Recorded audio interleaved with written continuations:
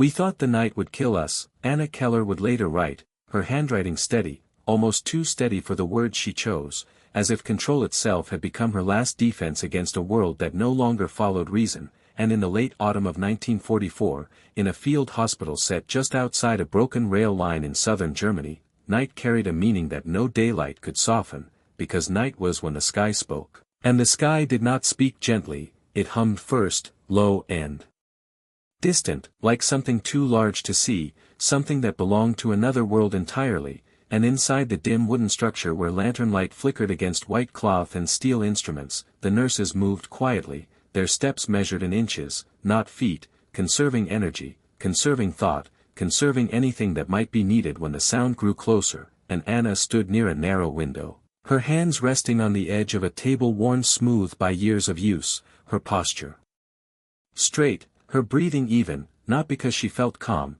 but because she had trained herself never to let the body betray what the mind could still contain. She was 26 years old, a nurse by profession, a witness by circumstance, and like the others around her, she had been told what to expect from the enemy above, that the aircraft would come without pattern, that destruction would follow without reason, that survival would depend not on logic but on luck, and luck, she had been taught, was something already spent. Outside, the air was cold enough to bite through wool, and the trees beyond the clearing stood still, their branches thin against a sky that revealed nothing, no stars, no shapes, only darkness layered upon darkness. And then it came again, that sound, distant at first, so distant it could have been mistaken for memory, but it was not memory, it was rhythm, a steady, mechanical rhythm that did not rush, did not panic, did not waver, and inside the hospital, no one spoke, not because they had been ordered to remain silent, but because silence had become instinct, the kind that settles into bone, the kind that replaces language. Anna did not move toward the others, did not reach for reassurance, she simply listened, her head slightly tilted, as if the sound itself might reveal something if given enough attention. Inches turned into moments, and moments stretched into something longer, something suspended, until finally the low hum deepened, layered now, multiplied, not chaotic, not scattered, but structured, and that was the first detail that did not match what she had been told. Because chaos was supposed to sound like chaos, and yet this did not, this moved like a system, like a sequence, like something guided by intention rather than impulse. And then, far beyond the tree line, beyond the broken rail, beyond anything that could be reached on foot, a brief light appeared, not close enough to touch, not close enough to fear in the way they had been taught to fear, just a distant flicker, a momentary break in the darkness that vanished as quickly as it came, and still no one spoke. Anna's fingers tightened slightly against the table, not from panic, but from recognition of something she could not yet name, because what she had prepared herself for did not arrive, and what did arrive did not match the story she had been given. The hum continued, then passed, gradually thinning, gradually fading, until the night returned to its earlier stillness, and only then did someone exhale, a quiet release that seemed almost out of place, as if breathing itself had been postponed. Anna did not turn, did not comment, did not offer explanation. She simply remained where she was, her eyes fixed on the darkness beyond the window, and in that stillness, something shifted, not outside, but inside, something small, almost invisible, but undeniable, because for the first time, the night had not done what it was supposed to do, and that absence, that quiet, that restraint, lingered longer than the sound ever had. Morning did not arrive all at once, it unfolded slowly, like a curtain being pulled back inch by inch, revealing a world that looked exactly the same and yet carried something unspoken beneath its surface. The field beyond the hospital remained still, the rail line remained broken, the air remained cold enough to settle deep into the lungs. And for a few seconds, it was possible to believe that nothing had changed at all, but Anna Keller knew better, not because she had seen something dramatic, but because she had not. An absence, she was beginning to understand, could carry more weight than presence. She stepped outside just after first light, her boots pressing softly into the damp ground, each step measured, deliberate, as if she were testing whether the earth itself had shifted overnight. A few of the other nurses followed. Not in formation, not by instruction, simply drawn by the same quiet need to confirm what their minds had not yet fully accepted. One of them, Elise Bauer, wrapped her coat tighter around her shoulders and looked toward the distant horizon, the same place where the light had appeared hours earlier. she said nothing at first, only narrowed her eyes slightly, as if distance might offer explanation if studied long enough. Anna stood beside her, not close enough to touch, but close enough to share the same line of sight, and together they looked at a stretch of land that showed no sign of chaos, no immediate trace of destruction, no visible mark that matched the fear they had carried into the night, and that was when the first question formed, not spoken, but present, steady and persistent. If what they had been told was true, then why did the world still look like this? Why did the trees still stand? Why did the hospital remain untouched? Why did the silence feel intact rather than broken? Elise finally spoke, her voice low, almost careful, as if even words needed permission now. She said, "They were close," and Anna nodded once, not in agreement, but in acknowledgement. Close, yes, but not here, not directly above them, not where it would have been simplest, not where it would have made the most sense if the intention had been what they had always believed. Another nurse joined them, younger, her hand still trembling slightly as she held a tin cup of coffee that had long since gone cold. She asked a question that seemed almost out of place in its simplicity: why not here? No one answered immediately, because the answer, if it existed, required more than memory, it required reinterpretation, and that was not something that could be done quickly. Anna turned her gaze back to the hospital, to the windows, to the walls that had held through the night, and she noticed something she had never considered before,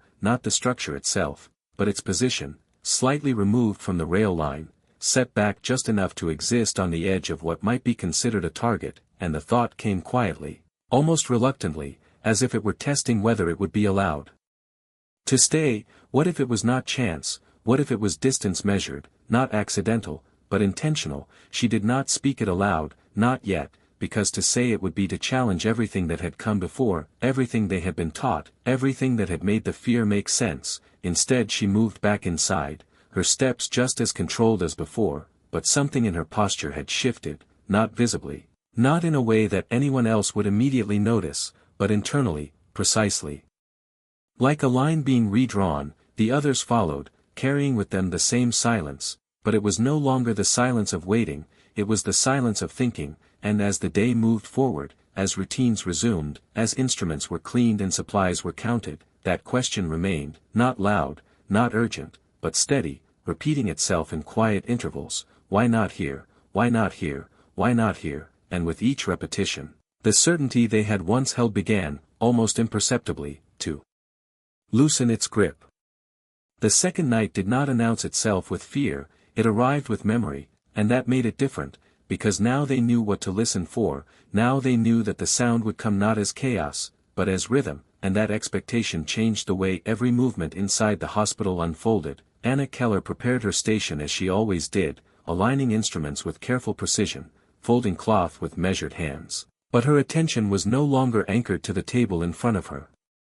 It drifted outward, toward the walls, toward the ceiling, toward the space beyond where sound would eventually return, and when it did, it was unmistakable, the same low hum, distant at first, steady, controlled, layered in a way that suggested coordination rather than randomness. Elise paused mid-step when she heard it, her hand hovering over a tray, not frozen in fear, but suspended in recognition, as if her body had learned something her mind was still trying to name. The younger nurse from the morning set down her cup before it could tremble, not because she was calm, but because she was adjusting, adapting to a pattern she had not expected to find. Outside, the trees held their stillness, the air carried the same cold weight, and once again, the sound grew closer without losing its structure, without breaking into the unpredictable noise they had been told to expect. Anna moved toward the window, not quickly, not urgently, but with intention, her steps quiet against the wooden floor, her eyes fixed on the darkness beyond, and there it was again, that brief light at the horizon, distant, contained, followed by another, slightly to the left, then another, spaced apart, measured, almost deliberate. She narrowed her gaze, not in fear, but in concentration, because now it was no longer just an experience, it was a sequence, and sequences could be understood. The hum passed overhead, not directly above, but near enough to feel present, near enough to be real, and still, nothing fell around them, nothing shattered the space they occupied, nothing matched the certainty they had carried for so long. Behind her, Elise spoke again, softer this time, as if Speaking too loudly might disrupt whatever logic was unfolding, she said, "It is the same," and Anna nodded once, her voice calm when she finally answered. She said, "Yes, the same distance, the same direction, the same pattern." The words settled into the room without resistance, because no one could deny what they were observing, not anymore. The younger nurse stepped closer, her voice uncertain but steady enough to be heard. She asked, "Then it is not random," and for a moment, no one responded. Not because they disagreed, but because agreement required something more than observation. It required acceptance, and acceptance meant letting go of something that had once felt certain. Anna remained at the window, her eyes following the fading hum as it moved farther away, and when she spoke again, her tone did not rise, did not carry emphasis, it simply existed, clear and precise. She said, "No, it is not random." The statement did not echo, did not demand attention, but it changed something, quietly, permanently, because once a pattern is seen, it cannot be unseen, and once randomness is replaced with intention, fear begins to shift, not disappear, but transform into something more complex.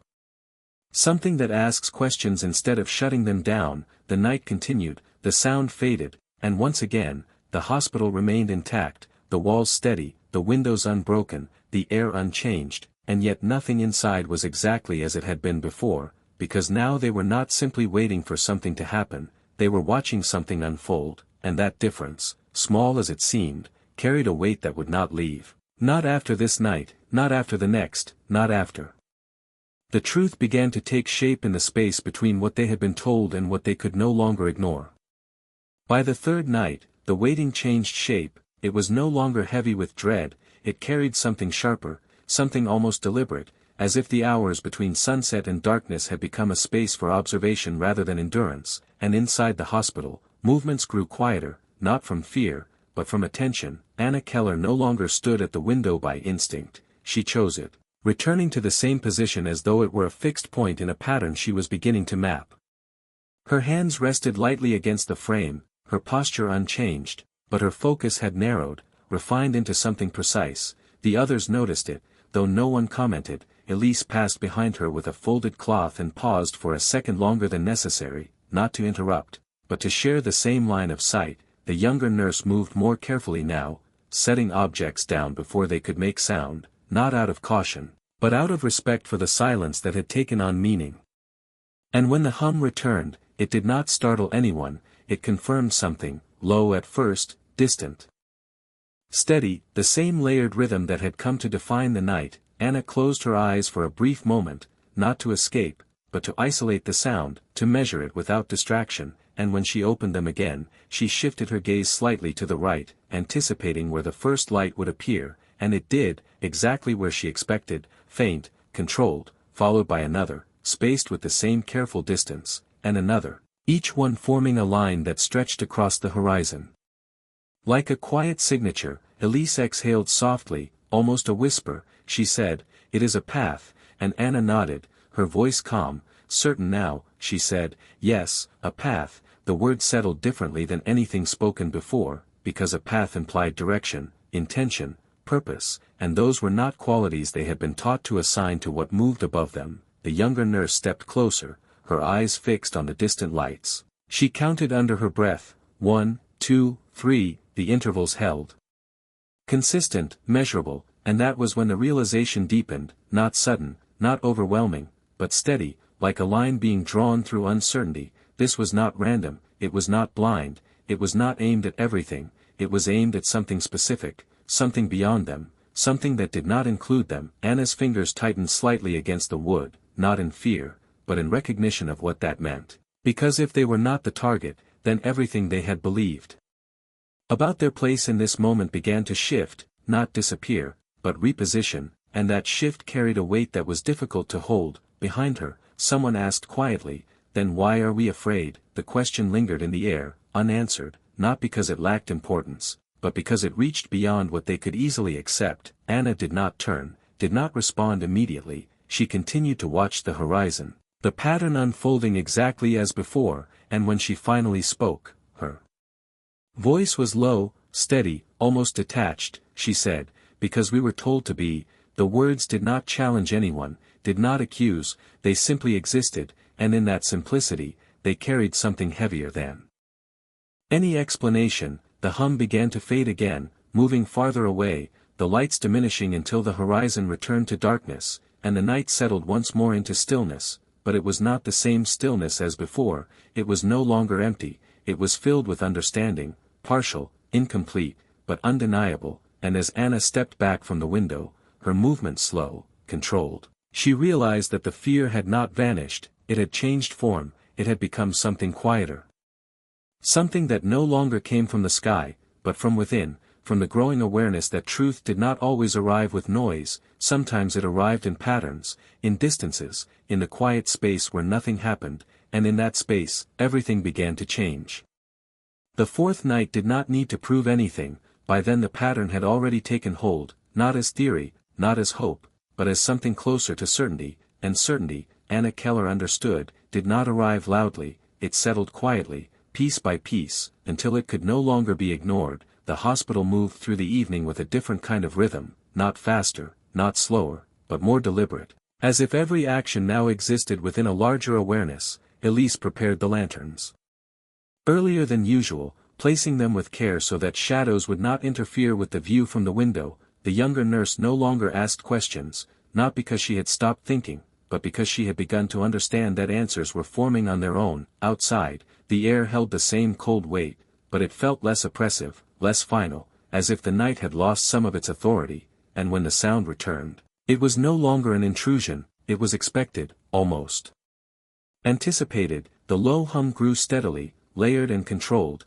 and Anna stood at the window before anyone else moved, her position exact, her gaze already aligned with where the first light would appear, and again, it came, faint, distant, measured, each point of light following the last with a precision that no longer felt accidental. Elise joined her without speaking, her presence quiet but certain, and together they watched the sequence unfold, not as victims, not as targets, but as observers of something larger than themselves, something structured, something intentional. The younger nurse stood a few feet behind them, her eyes moving between the horizon and the ground beneath her feet, as if she were trying to reconcile two realities at once, the one she had been taught and the one she was now witnessing, and it was in that space, between belief and observation, that the real tension began to form, not fear of what might happen, but uncertainty about what had already been misunderstood. Anna's voice broke the silence, not sharply, not dramatically, but with a clarity that carried weight. She said,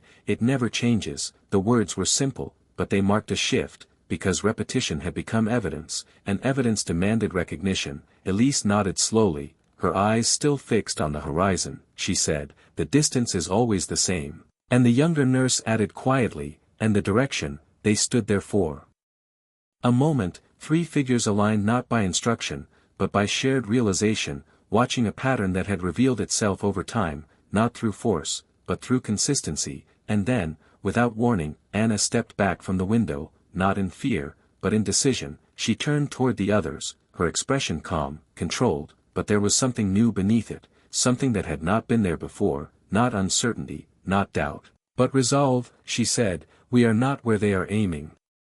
The statement hung in the air, not challenged, not questioned, because by now, it did not need to be defended. It had already been proven, not once, not twice, but enough times to reshape understanding. The younger nurse looked at her, her voice quiet but steady. She asked, "Then what are we?" Anna held her gaze for a moment, long enough for the question to settle, long enough for the answer to form without hesitation. She said, "We are outside it." The words carried a different kind of weight, not comfort, not reassurance, but perspective, and perspective, once gained, could not be undone. The hum began to fade again, the lights disappearing into the distance, leaving the horizon untouched, unchanged, and as the night returned to stillness, something within the hospital shifted completely, not in structure, not in routine, but in understanding, because fear had been replaced, not by safety, but by clarity, and clarity, Anna realized, was far more difficult to carry, because it asked a different question,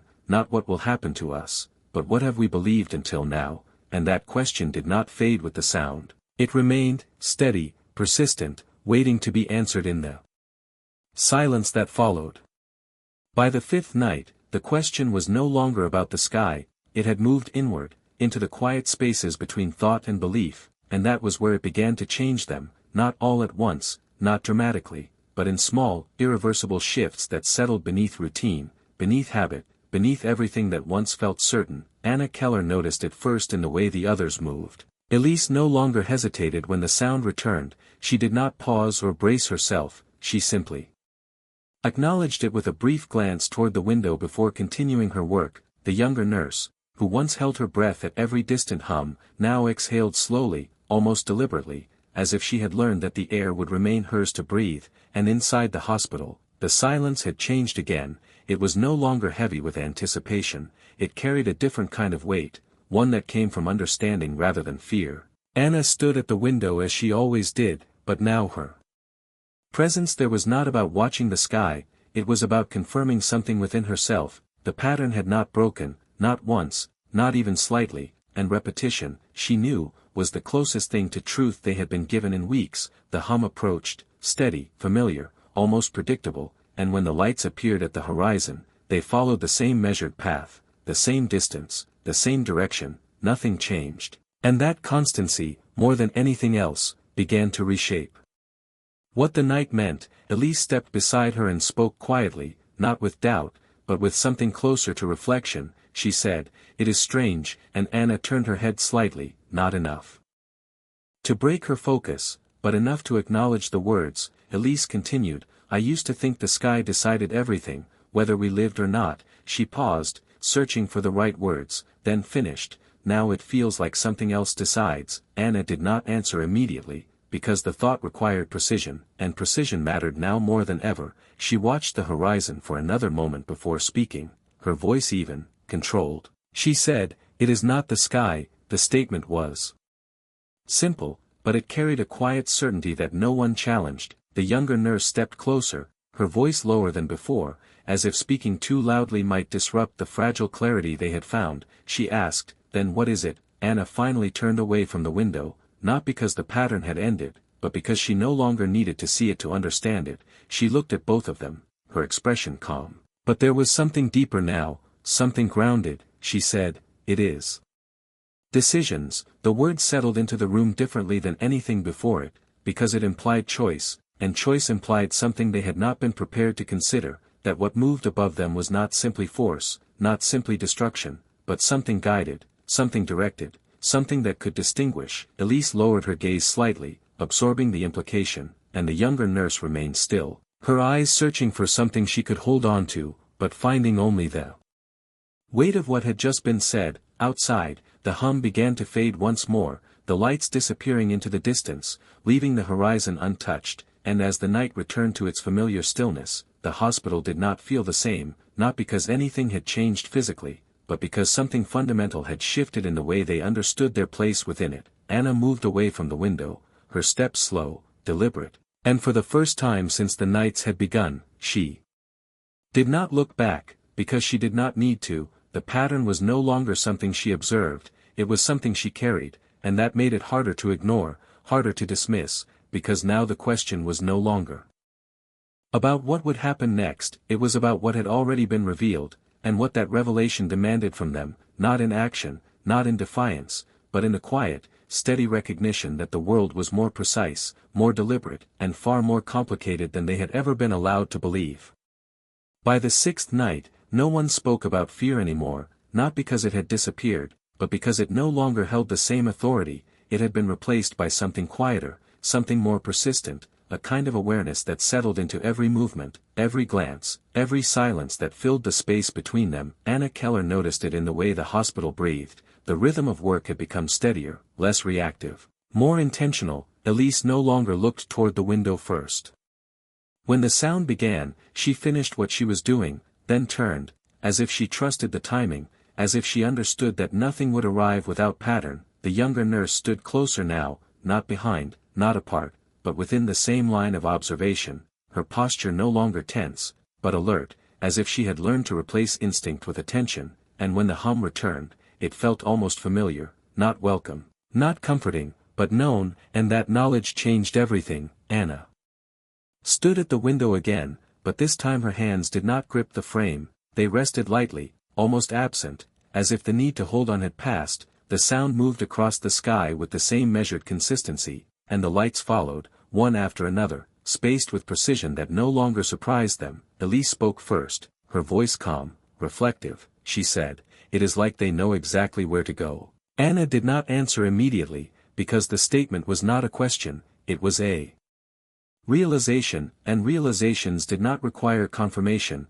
they required acceptance. The younger nurse looked between them, her eyes searching, not for reassurance, but for alignment. She said, "Then they always knew." The words lingered longer than expected, because they carried an implication that reached beyond the moment. Anna finally spoke, her voice steady, grounded in something that had taken nights to form. She said, "Yes, they always knew," and with that, something settled, not just in the room, but within each of them, because if that was true, then everything they had believed about randomness, about chaos, about the nature of what moved above them, had to be reconsidered, not discarded entirely, but examined, redefined, understood in a different light. Outside, the horizon remained unchanged. The hospital remained untouched, and the pattern continued without deviation, but inside, something deeper shifted. Elise stepped away from the window for the first time before the sound faded, not because she had lost interest, but because she no longer needed to watch it to understand it. The younger nurse followed, her steps quieter, more certain, and Anna remained for a moment longer, her gaze fixed on the distance where the last light disappeared, and in that final moment of observation, she felt something she had not allowed herself to feel before, not relief, not safety, but clarity, the kind that does not comfort, but defines, the kind that does not erase fear, but gives it boundaries, and boundaries, she realized, made fear something that could be held, something that could be understood, rather than something that consumed everything. She stepped back from the window slowly, her movements deliberate, and as she turned toward the others, she noticed that no one was looking at her for answers anymore. They were looking at each other, sharing the same understanding, the same quiet shift that had taken place over the past nights, and that was when she understood that the pattern was no longer just something external, it had become internal, something they carried with them, something that would not leave when the nights ended, because it had already changed the way they saw, the way they listened, the way they questioned. And as the hum faded into silence once more, the hospital did not return to what it had been, it moved forward, into something new, something shaped not by what they had been told, but by what they had witnessed, and that difference, subtle as it seemed, was enough to change everything that came next. By the seventh night, the sky no longer held their attention the way it once had, it had become something understood, something observed and accepted, and because of that, the silence that followed each passing hum began to matter more than the sound itself. Anna Keller noticed it in the way the hospital settled after the pattern moved on, not with relief, but with reflection, as if each quiet moment carried more weight than the noise that preceded it. Elise spent more time sitting now, not from exhaustion, but from thought, her hands resting in her lap, her gaze unfocused, as though she were looking beyond the walls without needing to stand near the window. The younger nurse had stopped counting entirely, not because the sequence had lost its structure, but because it had become predictable, and predictability removed the need for confirmation, and that was where the change deepened, not in what they saw, but in how they processed it. When the hum returned again that night, no one moved immediately. The sound filled the space, low and steady, but it did not command them the way it once had. Anna remained where she was, finishing the careful arrangement of instruments before stepping toward the window, not rushed, not compelled, but intentional, as if she were choosing to observe rather than reacting to necessity. The lights appeared again at the horizon, spaced with the same precision, following the same invisible path, and for a moment, no one spoke, not because there was nothing to say, but because everything that needed to be understood had already been seen. Elise broke the silence first, her voice quieter than before, not uncertain, but thoughtful. She said, "I used to think we were in the center of it." The statement lingered, not as a question, but as a reflection of something that no longer held true. The younger nurse looked toward her, then toward Anna, as if waiting for the thought to continue. Elise added, "Now it feels like we were never part of it at all." Anna stood at the window, her gaze steady, her posture unchanged, but there was a shift in her expression, something softer, not in emotion, but in resistance, as if she no longer felt the need to hold her understanding so tightly. She spoke after a moment, her voice even, grounded. She said, "We were part of it, just not the way we believed. The distinction settled between them, subtle but important, because it allowed both realities to exist, the fear they had carried and the truth they had discovered. The younger nurse lowered her gaze slightly, absorbing the words, and for the first time, she did not look back at the horizon immediately, as if she had begun to trust that what was happening outside no longer needed constant confirmation. Outside, the pattern continued, unchanged, the hum steady, the lights distant, the space around them untouched, and as the sound began to fade once more, something unexpected happened, not in the sky,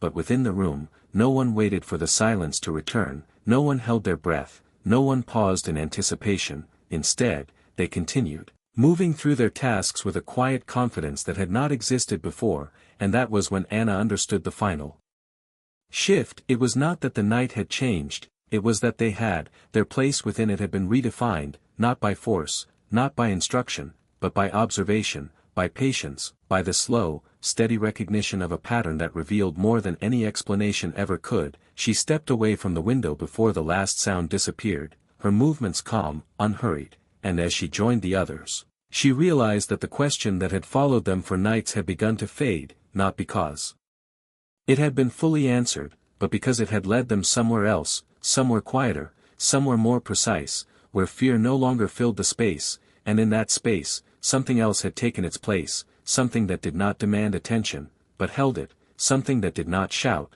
but remained, steady and undeniable, like the pattern itself. Years later, when the war had ended and the nights no longer carried the same sound, Anna Keller would still remember the silence more clearly than anything else, not the hum, not the distant lights, but the space that followed, the space where nothing happened, where everything they had been told failed to appear, and that was where the truth had begun, not in noise, not in force, but in absence, in restraint, in the quiet repetition of something that refused to match the fear they had been given. She would sit at a small wooden table, far from the field hospital, far from the broken rail line, her hands resting on paper as she tried to put into words what had changed, and even then, she did not write about the sky, she wrote about understanding, about the moment when observation replaced belief, about the slow unraveling of certainty that had once felt immovable. She described the first night as expectation, the second as confusion, the third as recognition, and the nights that followed as something else entirely, something that did not have a simple name, something that lived between fear and clarity, between what was taught and what was seen. Elise would later say that the most difficult part was not the sound, it was the realization that came after. The realization that they had been prepared for something absolute, something without distinction, and instead they encountered something measured, something deliberate, something that required them to think rather than simply react. The younger nurse, no longer as uncertain as she once had been, would say that the pattern did not comfort her, it changed her, because it forced her to ask questions she had never been allowed to ask, and those questions did not disappear when the nights ended, they remained, steady, persistent, shaping the way she saw everything. That came after. Anna understood this better than anyone, because she had stood at the window every night, not just watching, but learning, and what she had learned was not about aircraft, not about distance, not about timing, it was about perception, about the quiet power of noticing what others overlook, about the strength it takes to hold on to observation when it contradicts belief. She would write that the night did not reveal what was above them, it revealed what was within them, the space where fear had once lived unquestioned, now filled with something else, something quieter, something stronger, a kind of clarity that did not demand agreement, but could not be denied. She never described it as relief, because relief implies an end, and what they experienced was not an ending, it was a shift, a movement from one understanding to another, and that movement stayed with her, long after the hospital was gone, long after the nights had passed, long after the sound had faded into memory. Because once you see a pattern, once you recognize intention where you expected chaos, you cannot return to what you believed before. And that was the final truth she carried, not spoken loudly, not written with emphasis, but present in every line she left behind, a quiet recognition that did not accuse, did not justify, did not simplify, only observed, and in that observation, something lasting remained, something that did not belong to war or to peace, but to the human ability to see clearly, even when everything else suggests you should not, and in the end, that was what changed her, not the night, not the sound, but the moment she realized that the truth had been there all along. Waiting, not to be told, but to be seen.